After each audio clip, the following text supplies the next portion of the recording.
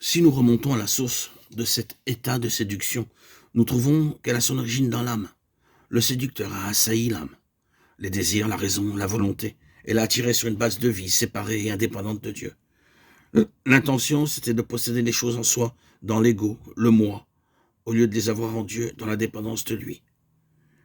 Après avoir réussi à entraîner l'homme à exalter le moi dans la dépendance et la supériorité, il se saisit de l'homme comme d'un instrument désormais propre à ses desseins. L'homme cessa d'être conforme au dessein de Dieu, car sa nature elle-même fut changée. Cet homme, changé par sa complicité avec Satan, est un homme faux. Il n'est pas un homme vrai, selon la pensée de Dieu. Et il est maintenant en accord avec les faux royaumes de Satan. L'histoire de l'homme, dans son état naturel, c'est l'histoire d'un mensonge, d'une nature fausse, d'une fausse attente, d'un faux espoir, d'une fausse foi et d'un monde faux. La fin de cet homme-là, de ce monde-là, est une déception triste et tragique. Avec l'aide d'un esprit qui, tout en existant encore, n'est plus en communion vivante avec Dieu. Cet homme entrevoit ou pressent faiblement quelque chose de plus quant à l'intention et au but de son être que ce qu'il a pu saisir. Cela lui échappe, il ne peut pas entrer dans un réel contact avec cela, et la vie le nargue ainsi. Et il cherche une satisfaction dans d'autres séductions et des illusions nouvelles. Il est ainsi une partie de la création de laquelle la parole de Dieu dit qu'elle a été assujettie à la vanité. Romains 8:20. La conscience est encore plus ou moins active, mais toujours pour accuser ou excuser, sans jamais approuver. Comme nous venons de le dire, la séduction a été non seulement une œuvre initiale de l'ennemi dans l'âme de l'homme, il exploite cet avantage et agit sur cette base favorable. Et dès qu'il a cette base de la nature, il cherche à étendre par elle son propre gouvernement et son pouvoir. Plus sera forte la vie de l'âme chez une personne, plus grand sera son péril et plus grand aussi sera l'avantage de Satan et des puissances mauvaises. Satan poursuivra son but par une multitude de moyens toujours adaptés à ceux auxquels il a affaire.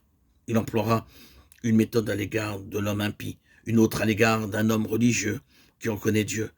À l'égard de l'homme spirituel, il aura recours encore à d'autres moyens et son système de séduction sera pour eux de contrefaire le système de vérité de Dieu. Il contrefait Dieu lui-même.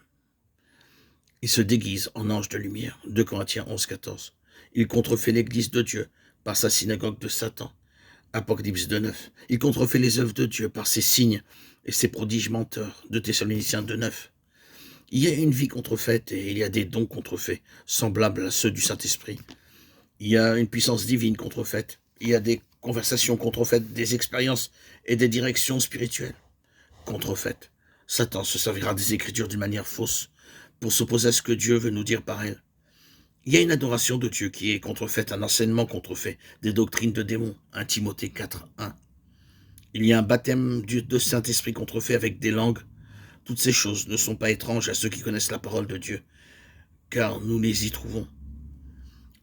Nous arrivons au point où Satan, le séducteur, ne pouvait pas imposer tout cela à l'homme simplement de l'extérieur.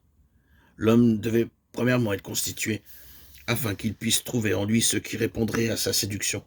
Il fallait qu'il eût pour tout cela quelque chose dans l'homme qui soit l'organe nécessaire.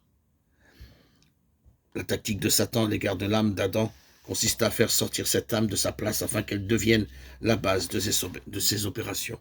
Elle s'évada au-delà de ses limites légitimes et Satan s'en empara.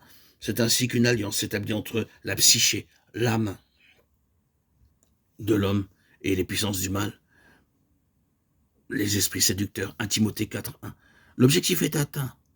La faculté de discerner le bien et le mal, et Dieu le toléra. L'homme est devenu comme l'un de nous pour la connaissance du bien et du mal. Genèse 3:22. Mais à quel prix?